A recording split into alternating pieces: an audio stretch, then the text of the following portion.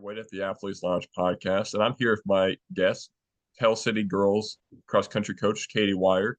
So, Katie, how's the season going so far for your team? So far, it's been really, really fun. We've run, 6 or 7 meets now. We just competed yesterday at the Trinity Invite in Louisville. Got invited to run in the elite race there. I counted up, there were 6 states represented in that race. We finished towards the bottom, but great learning experience as we get ready for October and all the postseason things. But we won the Heritage Hills Invitational last week. And the week before that, we won the Class A division up at Columbus North. We finished third at the Dennis Bays meet at Harrison, lost to Bloomington South and Columbus North. We ran over at Owensboro to start the season and lost to Davis County there, and then traveled down to Elizabethtown to the Central Kentucky Run for the Gold, and finished in the top 5 down there. So we've put together some nice races. I still don't know that we've put together a race where we're all firing at the same time. So hopefully we can put one of those together here in the next couple of weeks before we get into sectional and regional and those kind of things. So, I guess just talk about your background a little bit. What made you get into running, or I guess what type of running experience do you have in your life? So I started running when I was in 8th grade at Telsey, or 7th grade, I guess, junior high track. At the time, we didn't have junior high cross country here at Tell City. Then I had signed up for cross country after a fairly successful 8th grade track season. The cross country program at Tell City in that point for the girls, they'd had a team for 1 year. They'd had some individuals run, over the previous 15 or so years, but they never had a full team. So my freshman year, our team qualified for the regional for the first time. So then I ran here at Tell City. I had a twin sister. She ran. My senior year, we actually had 4 sets of twins on our team at Tell City. We were featured in Ow. Runner's World, which was pretty cool. But we won some sectionals. We won a couple regionals when I was in high school. We were in the Big 8 at that point, Tell City was. And then I went on to run collegiately at Belmont University in Nashville, and had some success there. Our team was the first team at Belmont to win a conference championship in their Division I era. So part of some cool stuff down there. We won the conference cross country. They were in the Atlantic Sun at that point. We won that each year I was there. And then I ended up back at Tell City to teach, and I started coaching the high school girls in 2007. So it's been almost 20 years at this point, over 15 that I've been coaching the girls. So, and then I also coach track in the spring. On paper, I do the girls. I'm the head girls coach, but we intermix a lot of it. So I have the distance boys and girls all spring.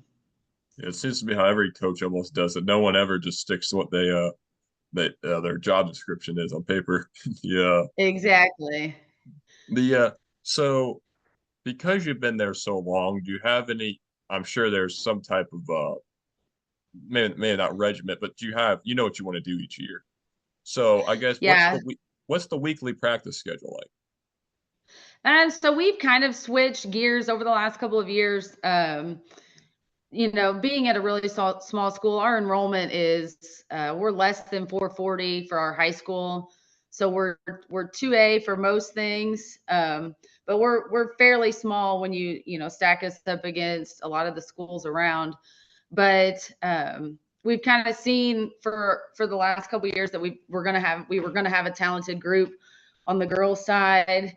And a couple of years ago, the main thing we started focusing on was our pace during our just regular runs, I call them, not the workouts and not the recovery runs, but just, the day in and day out runs. And we really have focused the last, I'd say 2 cross seasons on just running a little bit quicker during those runs. Last year, we started out even just running a couple miles so that we could make sure our pace was where it needed to be and just kind of growing from there. So that was kind of the foundational piece. And now our regular week looks like a workout of some kind on Monday, typically like a longer workout or, a cut down run or something like that. And then something a little quicker for them on Wednesdays. And then we spend the rest of the week just kind of resting and getting situated for Saturday. We've sort of moved to a schedule here where aside from the Owensboro meet to start the season, we only race on Saturdays. And we found a good routine there. We practice before school on Fridays, just to give us that extra, 8 or 9 hours of recovery. So, the girls and the boys do it too, but they're in that routine. And then we stay after school on Fridays and get an ice bath in, because I think that's super important, especially this time of year. So that's kind of what a typical week looks like. Tuesdays and Thursdays are kind of our chill days. And then Friday, just making sure everything's ready to go and all systems are firing before we head for the meet on Saturday. So because you have, I guess, that schedule, do you think I'm sure you think it makes you better prepared for Saturday? Yeah, I've tinkered over the last, dozen years with when the best day to do the workouts for the kids are. We used to do where we worked out on Tuesday and then did something lighter on Thursday. But I really like having that extra day to get the recovery in. And then it kind of, they know Mondays and Wednesdays I need to be ready to go. I felt like sometimes Mondays were wasted before because if we were doing a Tuesday workout and we raced on Saturday, I didn't want to bury them on Monday in a long run or something like that. And so transitioning to our heavy days being Monday and Wednesday has kind of helped the recovery process. I feel like it makes sure by Saturday they should feel fairly rested. We're kind of finishing up our heavy time where I know we had some heavy legs at Louisville and probably some heavy legs last week at Heritage Hills, but hopefully we can maintain this same routine so that when we start cutting down in October and focusing on going fast and all that kind of thing, their bodies will be used to it, and hopefully that'll pay some dividends in the postseason. Other than, I guess, Tell City, just excluding that, what course do you think is your favorite? I don't know. We hadn't gone to Louisville in several years up to Tom Sawyer Park. We used to take the teams up there all the time, and then we kind of got away from it when our regional was to Crawford County. We went there for a little bit, and we actually had scheduled this past weekend to be off. But about 2 weeks ago, we decided that we needed to go race again. And some of our heavy competition at the regional and Floyd Central and Corden Central were going to be at Trinity. And it's a course where, I don't know if you've ever run there. They host a lot of college meets there, and it's a nice flat, and you don't run the same thing twice, which for the kids yesterday, they were kind of amped up about that, because I know sometimes they get kind of in their head about, when you do the same thing over and over again on a course. But I like that course. I like the course at Heritage Hills because it's, you see some woods, you see some flat, you run on the soccer field. I like the course down at Evansville where our regional will be. We took our junior high there Wednesday for their junior high invitational, and I didn't go, but our junior high coach sent a picture of the grass. And when we ran there in August, the grass was pretty thick and times were kind of slow, but he noticed on the grass, they'd already started cutting it a little bit thinner and lower. So I'm anxious to see that, in another month at the regional, because I think that'll be a course that everybody grows to love, especially when it's cut so short. But we're lucky with the courses we run. I mean, I don't think any of them are bad. I think a lot of them, you can tell people have really worked hard to make them good, solid courses that, aren't too monotonous. And we're getting ready to run at Pride's Creek for PAC in a couple of weeks. And that's always a fun one. we haven't run there in several years for conference, but that's always a favorite of the kids as well. Starting on an uphill and finishing sort of on an uphill. You kind of got to be gritty, and hopefully we've got some gritty kids when it comes time to it. So which is your I guess if you do track and cross country, which is your favorite to coach? Personally, which is your favorite to coach? They both are so different. When I was a runner, I swore I loved cross country better when I was in high school. But then when I went to college, I became kind of a track person.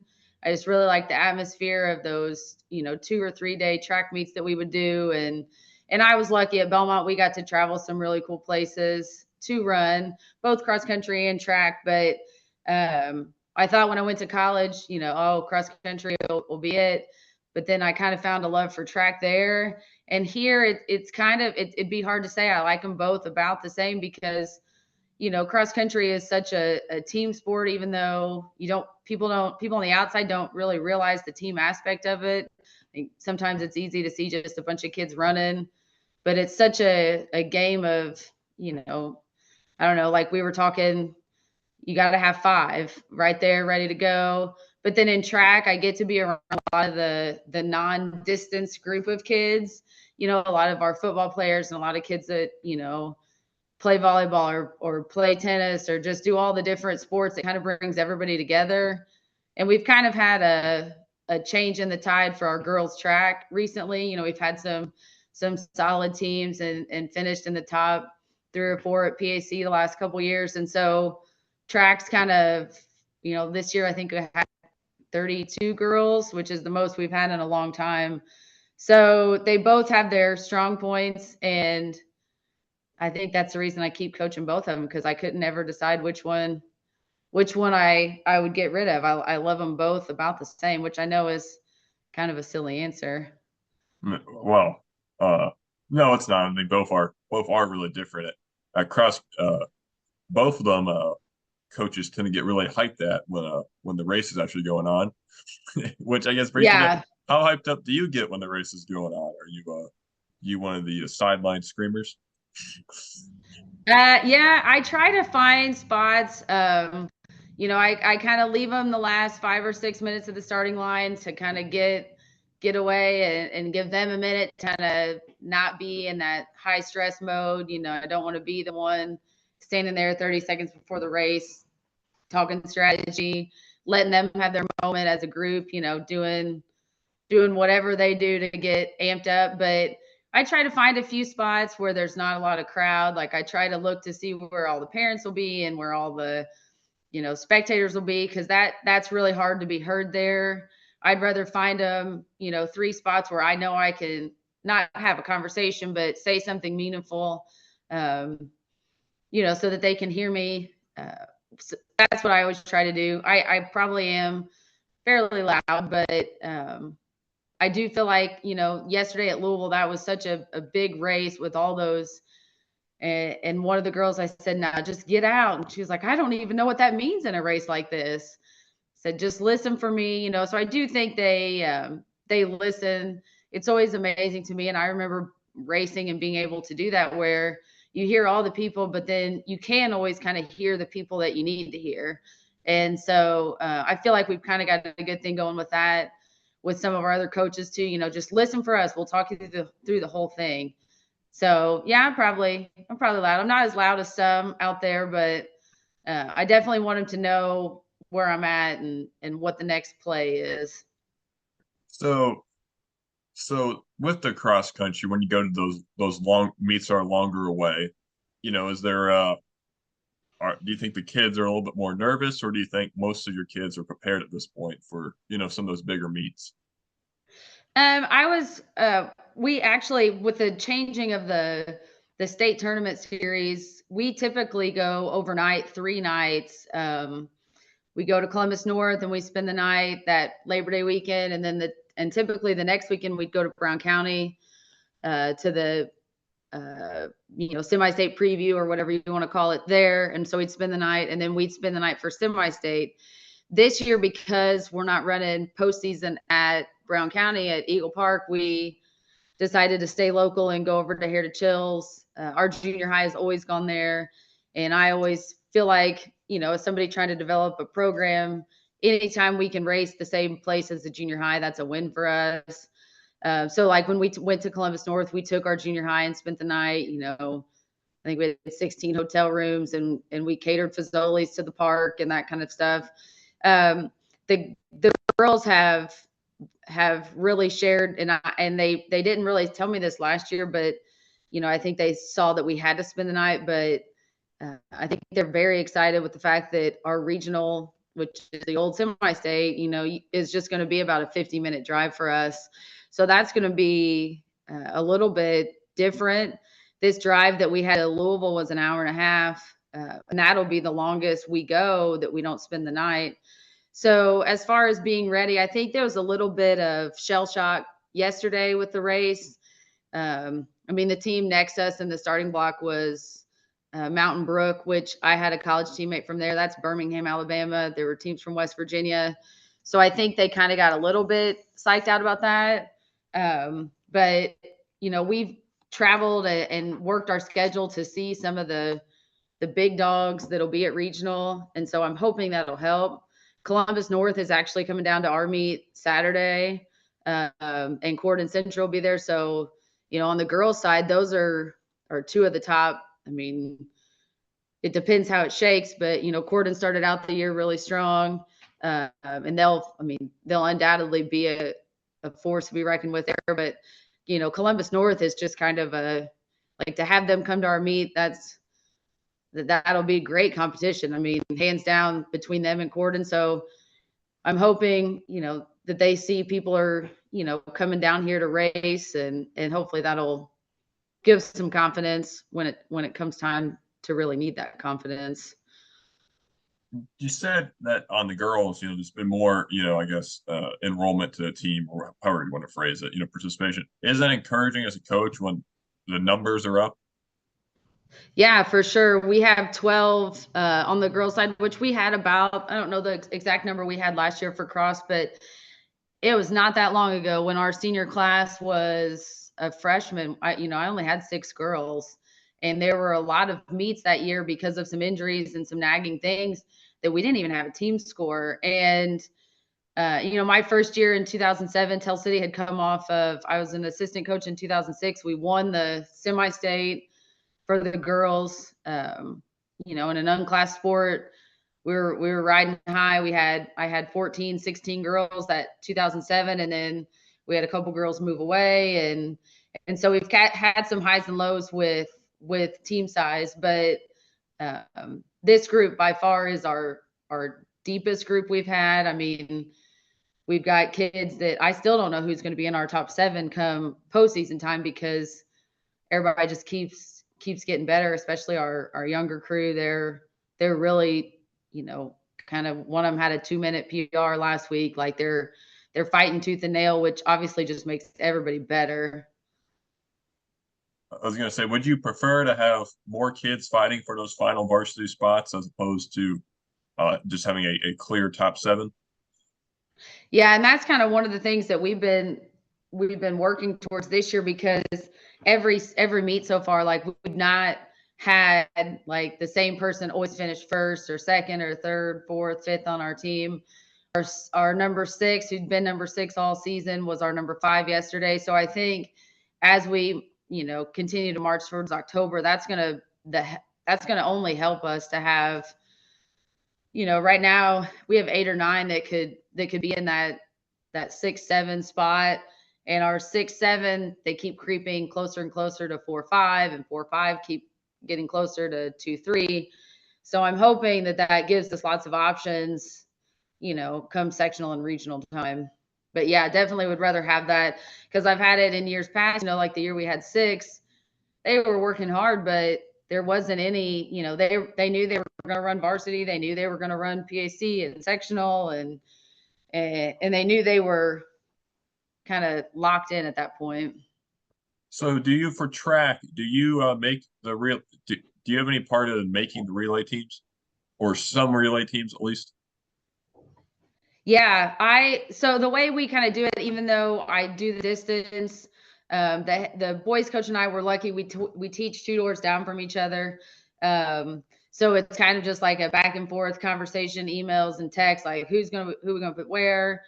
I'm a big fan of track running, several different relays, especially in the 4x4 and the 4x8, because I want to have lots of options and I want people to have experience there because you never know how it's going to shake out. We had a lot of success with our 4x1 this year. They broke a school record that had been, gosh, I don't even, over 30 years ago. And they won the sectional, won the conference, and Tell City has not had, a winning 4x1 team at a sectional or a PAC meet, and as long as I can remember.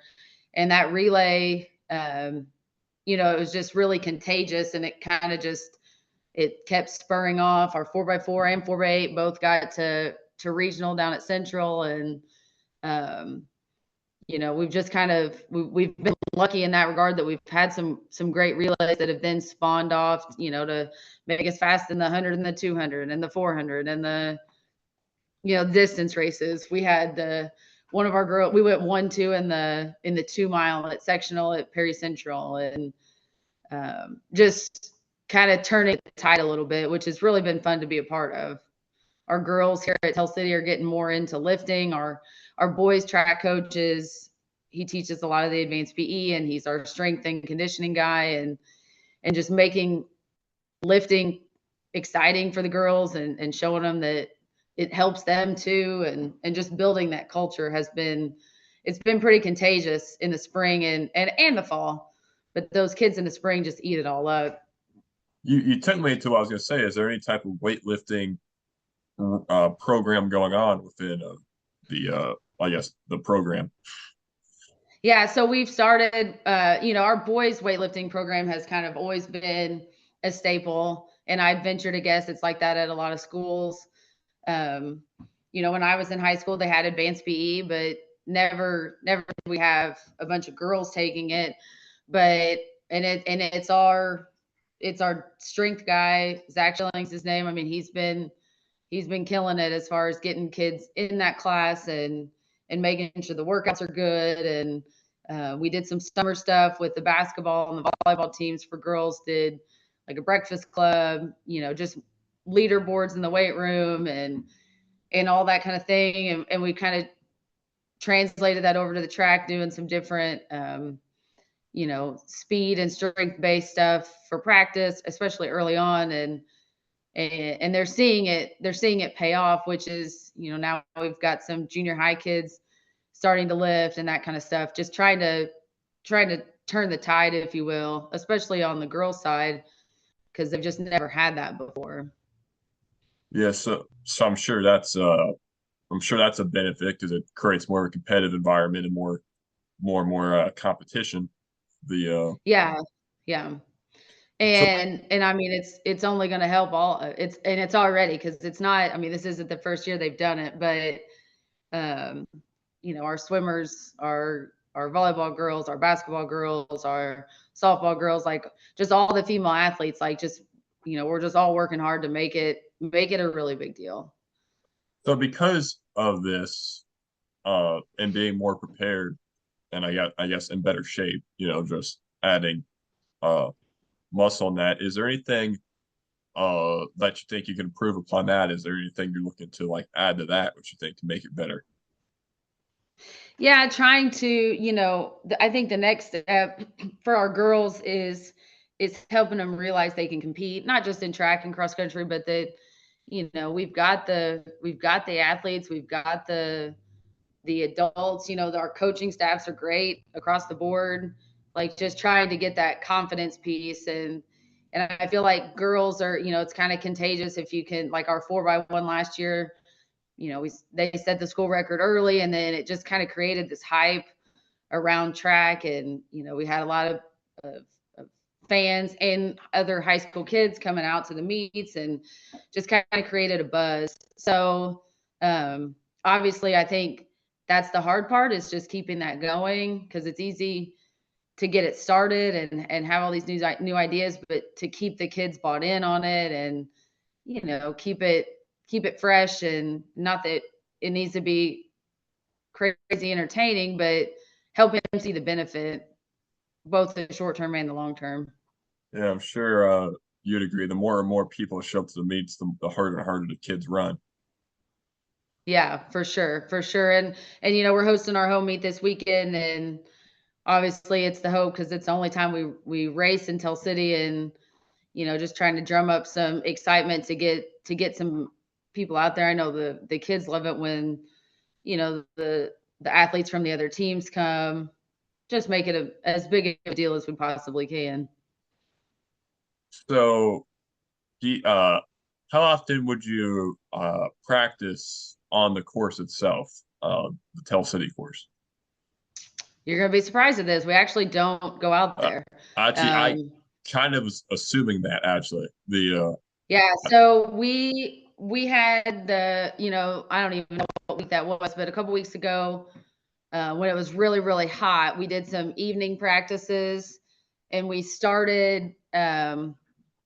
actually started up at a house that had a swimming pool so they could all jump in it when they were done to cool off. But that was that one night because it was 7:30, so it was dusk, and the golf course was empty. We were actually just running by that, and we noticed that it was kind of quiet on the cross country, or on the golf course, I should say, not the cross country course. But so we did just one perimeter loop, which run a perimeter loop on our course. But we used to try to get out there and practice and run some different hills and stuff, but we decided that it wasn't worth the risk of flying golf balls and kids, and we didn't want to impose on the people playing golf.